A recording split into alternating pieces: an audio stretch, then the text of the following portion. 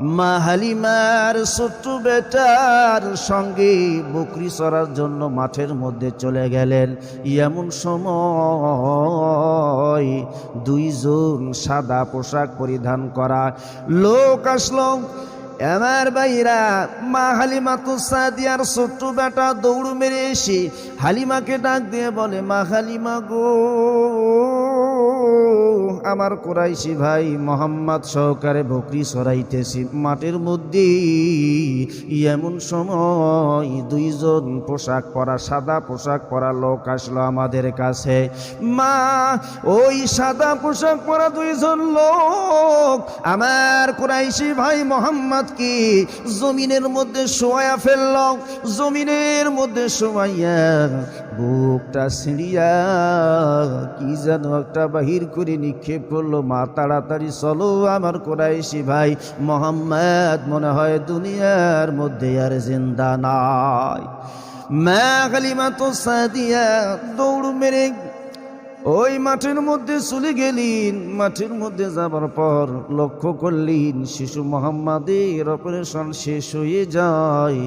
পেটের মধ্যে একটা সেলাইয়ের দাগ দেখা যায়। মা হালিমাতুস সাদিয়া ডাক দিয়ে বললেন, বাবা মোহাম্মদেরই এই জায়গার মধ্যে সেলাইয়ের দাগ কেন দেখা যায়? কি হয়েছিল বাবা বলো? শিশু মোহাম্মদ ডাক দিয়ে বলে, মা হালিমা গো, বকরি চড়াইতেছি মাঠের মধ্যে, এমন সময় দুইজন সাদা পোশাক পরিধান করা লোক আসলো আমাদের কাছে। ও মা, আমার এই জমিদের মধ্যে শোয়াইয়া বুকটা ছিঁড়িয়া কি যেন একটা বাহির করলো। মা, আমি জানি না তারপরে কি হলো আমি বলতে পারবো না। আমার ভাইরা, এটা হলো শিশুকালে নবীজির বক্ষবিদন্ন বা সিনা চাক বলা হয়। মা হালিমাতুস সাদিয়া চিন্তার মধ্যে পড়ে গেলেন, এই সন্তানকে আমি লালন পালন করার জন্য নিয়ে আসছি ওই মক্কা নগরী থেকে, আমিনার কাছ থেকে। কোনো যদি অঘটন ঘটে যায় আমি কি জবাব দেব মা আমিনার নিকটে? এই চিন্তা করিয়া 4 বছরের শিশু মোহাম্মদকে নিয়ে গেলেন মক্কা নগরীর মধ্যে। মা আমিনার কাছে যাই ডেকে বললেন, আমিনা, তোমার সন্তান মোহাম্মদকে তুমি ফেরত নাও। মা আমিনা ডাক দিয়ে বললেন, বল হালিমারি, এই মক্কা নগরীর মধ্যে কলেরা মহামারী শুরু হয়ে গেছে। এই সময় যদি তুমি শিশু মোহাম্মদকে দিয়ে যাও আর শিশু মোহাম্মদ যদি কলেরা ব্যারামে আক্রান্ত হয়ে মারা যায়, আমার স্বামী নাই, শিশু মোহাম্মদ যদি মারা যায় আমি ধৈর্য ধারণ করতে পারবো না। তুমি আরো 2 বছর আমার মোহাম্মদকে লালন পালন করার জন্য নিয়ে যাও।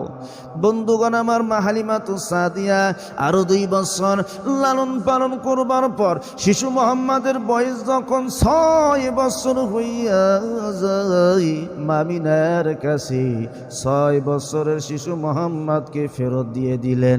এবার মা আমিনা 6 বছরের শিশু মোহাম্মদকে পাইয়া রাত্রিবেলায় শুইয়ে, 6 বছরের শিশু কিন্তু অনেক কিছুই বোঝে। মাকে প্রশ্ন করলেন, মা, সবার বাবা আছে, আমার বাবা কোথায় গেছে? মা হালিমাতুস সাদিয়া ডেকে বলে, বাবা মোহাম্মদেরই তোমার বাবা ব্যবসার জন্য সিরিয়া দেশের মধ্যে গেছে। আসলে কিন্তু আব্দুল্লাহ দুনিয়ার মধ্যে আর নাই। বন্ধুগণ আমার, এইদিকে মা আমিনা বাবা শ্বশুর আব্দুল মুতালিবের কাছে অনুমতি নিলেন যে, বাবা ও 6 বছর শিশু মোহাম্মদ, আমি 6 বছর শিশু মোহাম্মদকে কাছে পাই নাই। 6 বছর আমার বাবার বাসা মদিনা আব্দুল ওয়াহাবের বাসায় আমি যাই নাই। আপনি যদি অনুমতি দেন, আপনার নাতি মোহাম্মদকে নিয়ে মদিনার দিকে রওনা হবার চাই। আর মক্কা মদিনার মধ্যবর্তী জায়গা আবুয়া নামক স্থানে আব্দুল্লাহর কবর রয়েছে, মুহাম্মাদের পিতা আব্দুল্লাহর কবর রয়েছে। ওই জায়গার মধ্যে আপনার নাতির বাবার কবরটা দেখায় নিয়ে আসবার চাই। আমার ভাইরা, এইদিকে আব্দুল মুত্তালিব রাজি হয়ে যায়। সিদ্ধান্ত হয়ে গেল বাবার বাসায় আমিনা শিশু মোহাম্মদকে নিয়ে রওনা হয়ে যাবি। আর মক্কা মদিনার মধ্যবর্তী জায়গায় আব্দুল্লাহর কবর রয়েছে, শিশু মোহাম্মদের বাবার কবর রয়েছে। বাবার কবর দেখা নিয়ে আসবে। বাইরামান পরের দিন বিকেল বেলায় শিশু মোহাম্মদ খেলা করার জন্য মাঠের মধ্যে চলে গেলেন। ছোট্ট ছোট্ট বাচ্চারা খেলা করতেছে, শিশু মোহাম্মদও তাদের সঙ্গে খেলা করি। এইদিকে যখন বেলা ডুবে যায়, ছোট্ট ছোট্ট বাচ্চাদের বাবাগুলি বিদেশ থেকে ব্যবসা থেকে চলে আসে, ডেকে বলি, বাবা আব্দুল্লাহ রি, এই দিকে আসো। বাচ্চাগুলি দৌড় মেরে বাবার কোলে ওঠে। বাবারা খুরমা খেজুরের প্যাকেট বাহির করে দেয়। ছোট্ট ছোট্ট বাচ্চা সবার বাবা আসে, কিন্তু শিশু মোহাম্মদ মায়ের কাছে শুনছে যে আমার বাবাও সিরিয়া দেশে ব্যবসার জন্য গেছি। সমস্ত ছোট্ট ছোট্ট বাচ্চাদের বাবা আসলো, কিন্তু শিশু মোহাম্মদের বাবা আসে না। এইদিকে বেলা ডুবে যায়, গোটা মাঠের ছোট ছোট বাচ্চাগুলি বাসার মধ্যে চলে যায়। একজন মাত্র ছোট্ট বালক মাঠের মধ্যে দাঁড়ায় আছি বাবার অপেক্ষায়, যার নাম মুহাম্মাদুর রাসূলুল্লাহ। বন্ধুগণ আমার, বেলা ডুবে গেল, সন্ধ্যা হয়ে গেল। শিশু মোহাম্মদ বাবার অপেক্ষায় কান্না করে আর ডেকে বলে, বাবা গো, সবার বাবা আসলো, তুমি বাবা কেন এখনো আসো না? ওই মরুভূমির প্রান্তরে একটা উঁচা জায়গার মধ্যে বসে শিশু মোহাম্মদ কান্না করি আর ডেকে বলে, বাবা গো, সবার বাবা আসি, তুমি বাবা কেন এখনো আসো না?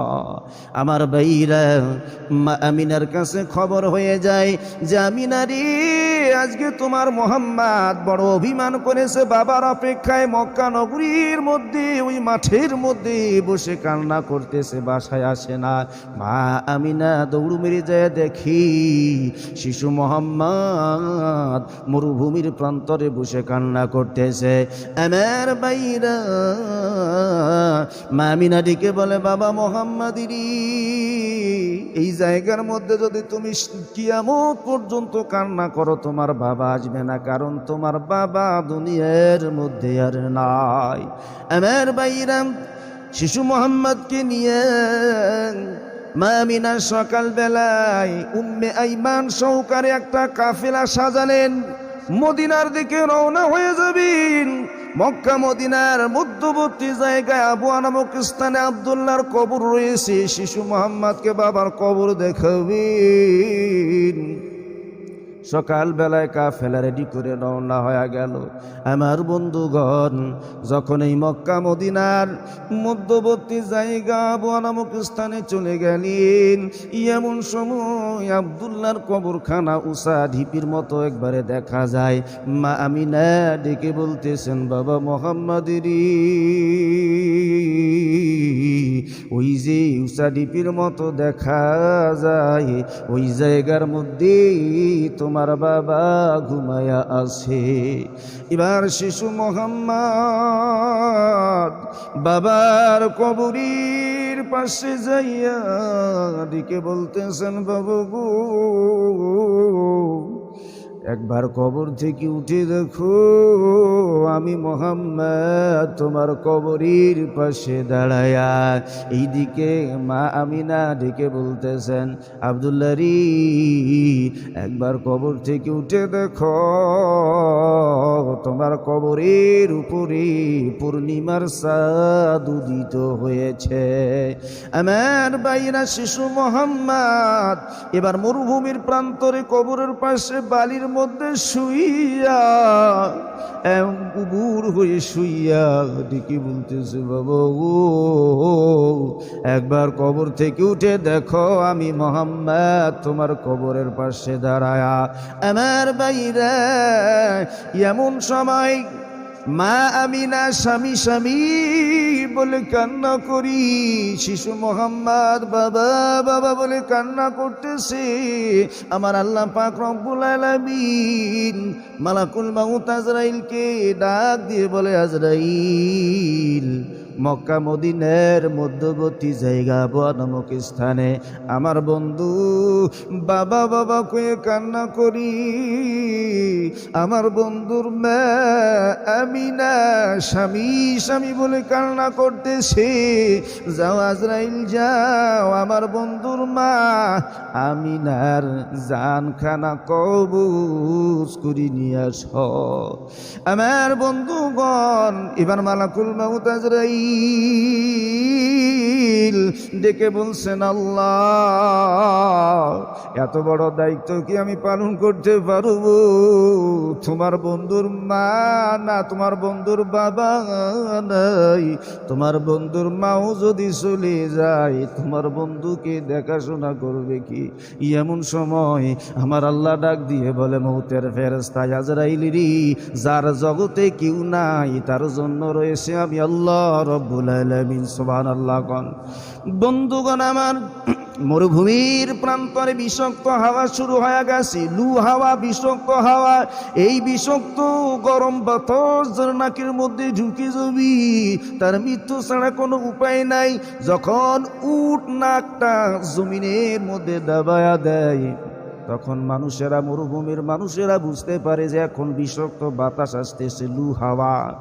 সমস্ত মানুষগুলো সতর্ক হয়ে যায়, উটের সাইডে জায়গা করে নেয়। মা আমিনা সতর্ক হওয়ার জন্য চেষ্টা করেছে, কিন্তু চেষ্টা বিফল হয়ে যায়। এক খণ্ড গরম বাতাস আসিয়া মা আমিনার নাকির মধ্যে ঢুকে যায়। এইদিকে মৌতের ফেরেশতা আজরাইল মা আমিনার জানখানা কবজ করে নিয়ে যায়। এতক্ষণ পর্যন্ত শিশু মোহাম্মদ বাবার কবরের পাশে দাঁড়াইয়া বাবা বাবা বলে কান্না করলো, কোনো বাবা কোনো সাড়া দিল না। এবার মায়ের কাছে এসে ডেকে বলে, মা গো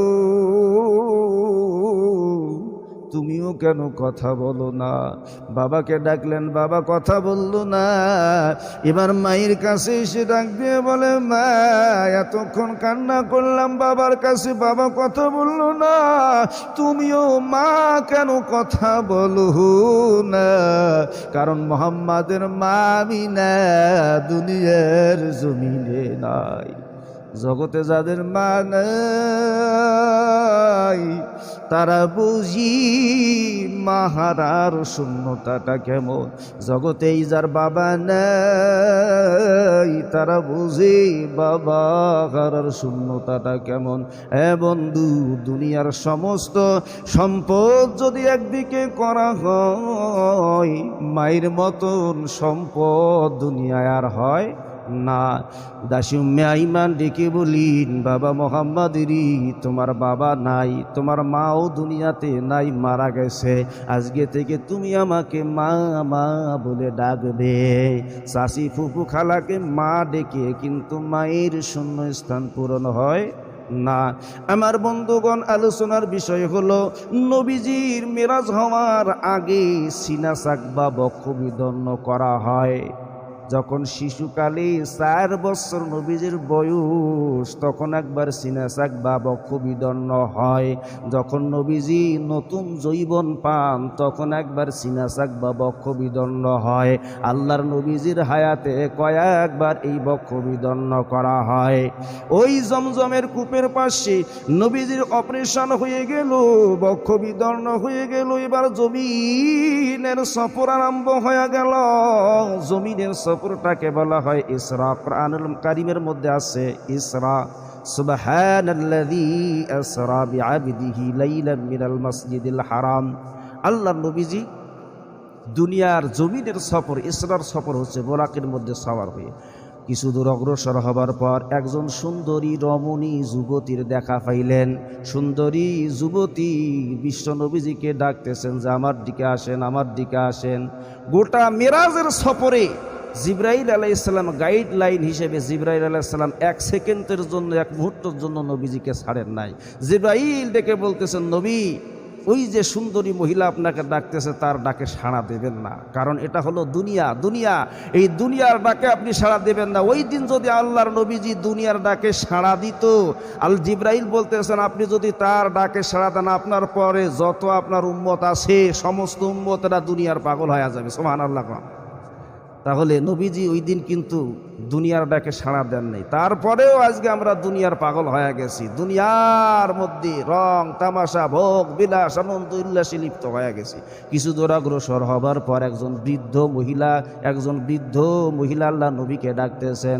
জিবরাইল ডাক দিয়ে বলেন, হুজুর এটা হলো দুনিয়ার বর্তমান বয়স, দুনিয়ার হলো বর্তমান বয়স। আবার কিছু দূর অগ্রসর হবার পর এবার আর একজন ল্যাংড়া বুড়া নবীজিকে ডাকতেছেন।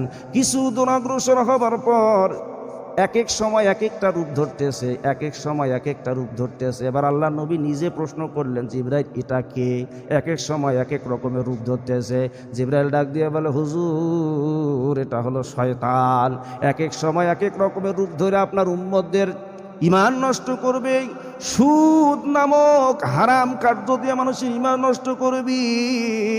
সুদ, ঘুষ, ব্যভিচার, জিনা ব্যভিচারের মাধ্যমে আপনার উম্মতদের ঈমান নষ্ট করবে, এটা হলো শয়তান।